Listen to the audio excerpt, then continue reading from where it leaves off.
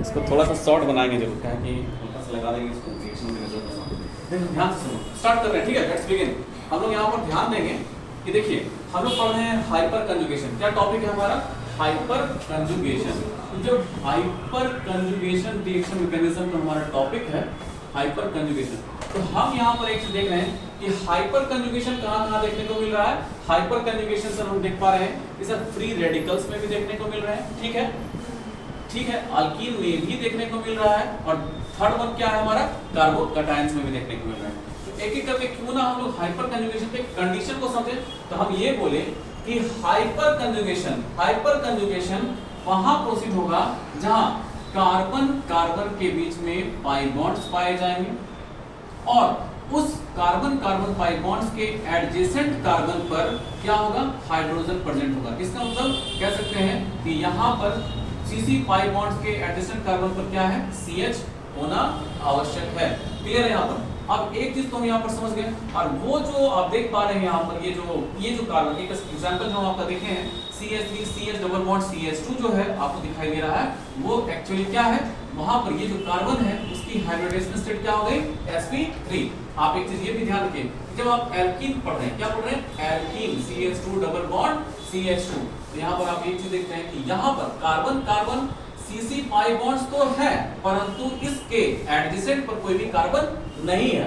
इसी वजह से ड्यू टू एब्सेंट ऑफ क्या कह सकते हैं, adjacent carbon, no hyperconjugation. इसलिए यहाँ पर कह सकते हैं कि हाइपर कंजुगेबल हाइड्रोजन की संख्या कितनी हो जाएगी, 0। कितनी है, 0। एक बात क्लियर हो गया। अब आप थोड़ा सा और समझिएगा ध्यान से कि यहाँ पर अगर हम ये एग्जांपल आपको दिखा रहे हैं, तो CC डबल बॉन्ड के एडजेसेंट कार्बन पर CH बॉन्ड प्रेजेंट है, जिसकी वजह से यहाँ पर जो हाइड्रोजन है वो कितनी संख्या है इसकी, 3। तो यहाँ पर हाइपर कंजुगेबल हाइड्रोजन कितना हो जाएगा, 3। तो हम कह सकते हैं हाइपर कंजुगेबल हाइड्रोजन अगर 3 है तो इसके स्ट्रक्चर में कितने फॉर्म होंगे, 3। आप फिर ध्यान दीजिए, यहाँ पर जो स्टेटमेंट हम लिखवाए हैं उसको थोड़ा समझिएगा कि कैसे हम हाइपर कंजुगेशन को प्रोसीड करेंगे।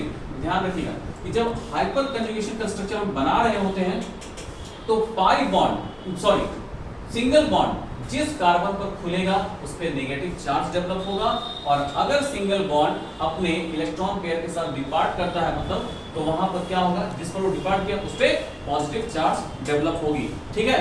यहां से हम लोग एक चीज देख पाते हैं कि यहाँ पर जब आप देखिएगा, यहाँ पर H हो गया, यहाँ H हो गया, और यहाँ पर क्या हो गया, H, यहाँ पर CH डबल बॉन्ड CH2। तो हम ये कह रहे थे कि अपना ये पाई बॉन्ड जिस पे खुला, इसका इस पे खुल गया, तो हम कह सकते हैं कि हम पहला नंबर इसको मानते हैं, क्या मानते हैं, पहला। तो यहाँ से जो यहाँ पर ये जो ये है, ये आकर के क्या हो जाएगा, इस पे खुल जाएगा। समझ में आ गया? तो ये जो हाइपर कंजुगेबल हाइड्रोजन जो बनेगा यहाँ पर स्ट्रक्चर, वो क्या हो जाएगा, CH तो है ही, H है ही यहाँ पर, और यहाँ पर क्या हो जाएगा, H प्लस डेवलप हो जाएंगे, और यहाँ पर C, और यहाँ पर क्या होगा, CH2, और यहाँ पर देखिए, यहाँ पर ध्यान समझिएगा, यहाँ पर जो है वो नेगेटिव चार्ज डेवलप हो गए। क्या किसी तरह का कोई प्रॉब्लम है? नहीं ना। और यहाँ पर हमें समझ में आता है कि यहाँ पर क्या हो जाएगा, अब पाई बॉन्ड्स की डेवलपमेंट हो जाएगी। क्या किसी तरह का कोई समस्या हुआ यहाँ पर? बताइएगा जल्दी से। नहीं ना। तो इस तरीके से हम देख पाते हैं कि यहाँ पर हाइपर कंजुगेशन का स्ट्रक्चर ड्रॉ कर पाए हैं। क्लियर है? ओके।